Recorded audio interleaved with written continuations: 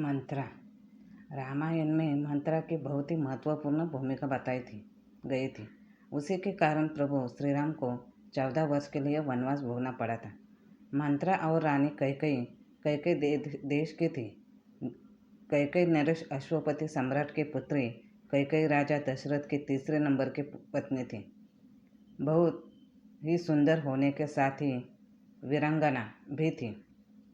संभवतः इसलिए वह राजा दशरथ की प्रिय पत्नी थी। कहते हैं कि विवाह के समय कैकेयी की दासी मंत्रा भी उसके साथ आई थी। एक कथा के अनुसार कैकेयी देश के राजा अश्वपति का एक भाई था जिसका नाम बृहदक्ष था। उसके विशाल नैनों वाली एक बेटी थी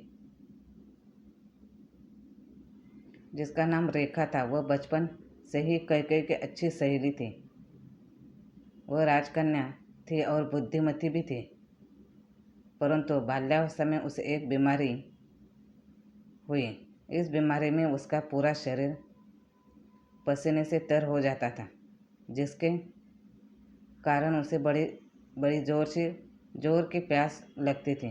एक दिन प्यास से अत्यंत व्याकुल हो उसने इलायची, मिश्री और चंदन से बनी शरबत को पी लिया। उस शरबत के पीते ही उसके शरीर के सभी अंगों ने काम करना बंद कर दिया।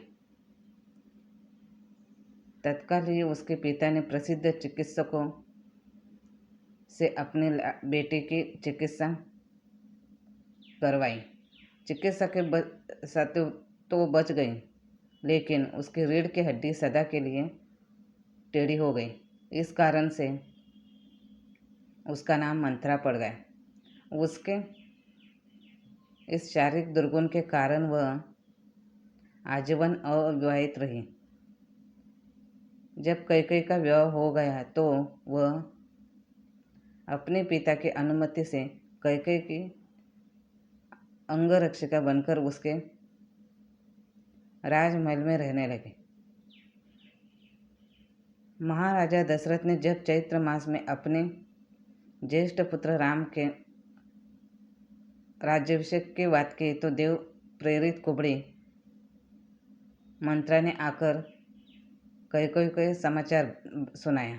यह सुनकर कैकेयी आनंद में डूब गई और इस समाचार के एवज में मंत्रा को एक गहना भेंट किया। मंत्रा ने वह गहना फेंक कर कैकेयी को बहुत कुछ उल्टा सीधा समझाया, लेकिन कैकेयी मंत्रा की बात नहीं मानकर कहती है कि यह तो रघुकुल की रीत है। ज्येष्ठ पुत्र ही राज्य संभालता है और मैं कैसे अपने पुत्र के बारे में सोचूं। राम तो सभी के लिए प्रिय है। तब मंत्रा के बहकाने पर कैकेयी को अपने 2 वरदानों की याद आई और कैकेयी के मन में कपट समा गया।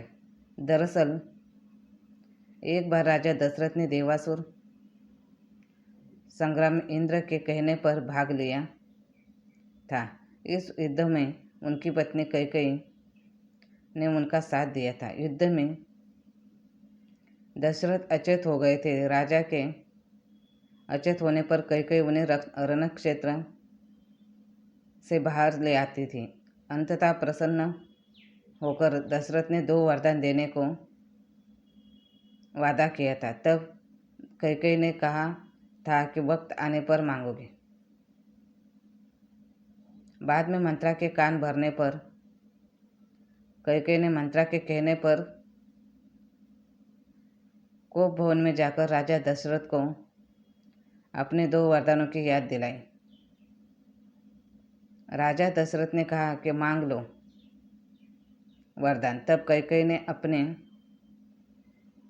वरदान के रूप में राम का वनवास और भरत के लिए राज्य मांग लिया।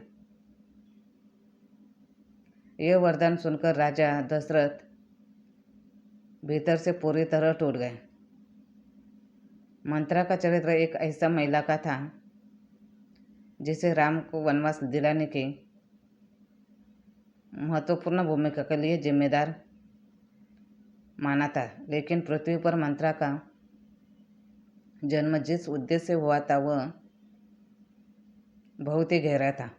धरती से राक्षसों का संहार करने में मंत्रा की महत्वपूर्ण भूमिका थी। जब एक बार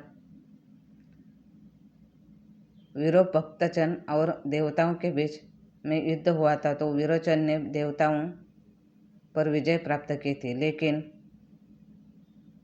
कुछ ही समय बाद देवताओं ने एक षड्यंत्र रचा और ब्राह्मण स्वरूप धरकर विरोचन से भिक्षा में उसके आयु ही मांग ली। इस प्रकार विरोचन की मृत्यु के बाद सभी दैत्य यहाँ वहाँ भाग रहे थे और उनका कोई सरदार भी नहीं था। बताया जाता है कि पौराणिक धर्म ग्रंथों के आधार पर बताया जाता है कि ऐसे समय में मंत्रा ने दैत्यों का नेतृत्व किया और देवताओं पर फिर से विजय प्राप्त की। देवता भी दैत्यों के डर से इधर उधर भागने लगे और भगवान विष्णु के पास पहुँचे। तब भगवान विष्णु ने देवराज इंद्र को मंत्रा पर आक्रमण की आज्ञा दी तो देवराज इंद्र के वज्र के प्रहार से मंत्रा पृथ्वी पर जाकर गिरे और उसकी मृत्यु हो गई। ऐसा भी बताया जाता है कि इंद्र के वज्र के प्रहार से भक्त प्रहलाद के पुत्र विरोचन के पुत्र मंत्रा की मृत्यु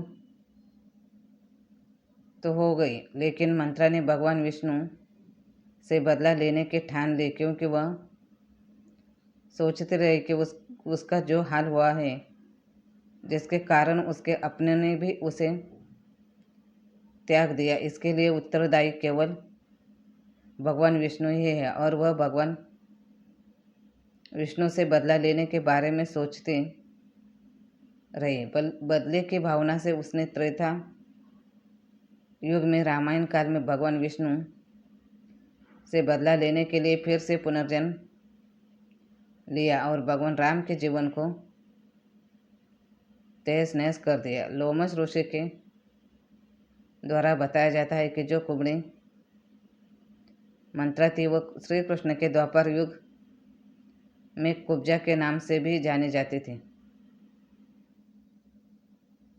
धन्यवाद।